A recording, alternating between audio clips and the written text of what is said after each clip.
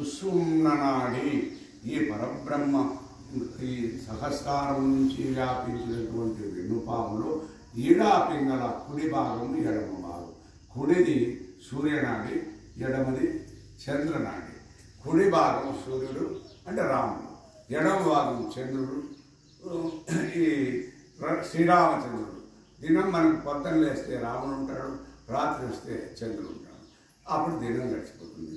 ఈ విధంగా దినాలు డే అండ్ నైట్ రోజులు గడుస్తూ నెలలు మాసాలు తర్వాత సంవత్సరాలు యుగాలు గడుస్తూనే ఉంటుంది.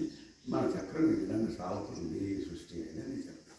అంటే ఈ సూర్యనాడి చంద్రనాడి ఈ మనం మరి శుద్ధి చేసుకోవాలంటే ఇదంతా ఒక ప్రాసెస్. ఇప్పుడు భగవద్గీత లేకపోతే పురాణ కాలం లేకపోతే ఇంకోటి భగవంతుని కార్యక్రమంలో ప్రయాణం చేస్తే తప్పకుండా సూర్యుని ప్రభావం. అందుకే సూర్య నమస్కారాలు వచ్చినాయి.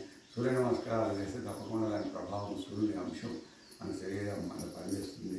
మనం ధార్మిక మార్గంలో మనం తప్పు లేకుండా మన మార్గంలో పైకి మెట్టు ఎదుగుతూ మోక్షతత్వాన్ని పొందడానికి రాత్రి పూర్ణత్వం చంద్రుడు ఇప్పుడు ఈ దినం మరి పూర్ణంగా ఆ చంద్రుని యొక్క పూర్ణత్వాన్ని అనుభవిస్తే తప్పకుండా ఆ చంద్రుడి సహకారం మనకు వస్తుంది. చంద్రుడు అంటే మరి ఏంటంటే సకల ఔషధాలకు ఆయన స్థానం అన్నమాట, ఆయన ఆధారం.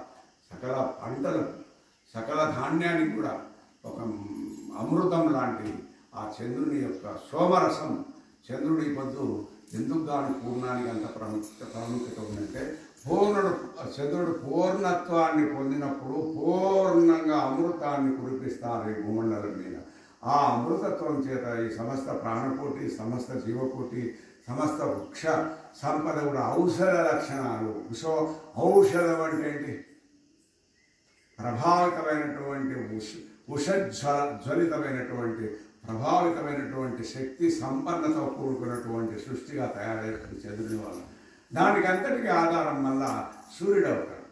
సూర్యుని ద్వారానే సూర్యుని యొక్క అంశము చంద్రునిలో ప్రభావితమై చంద్రుడు ఈ విధంగా చంద్రుడు పరోక్షంగా మన మానవ జాతికి ఉపయోగపడుతుంది.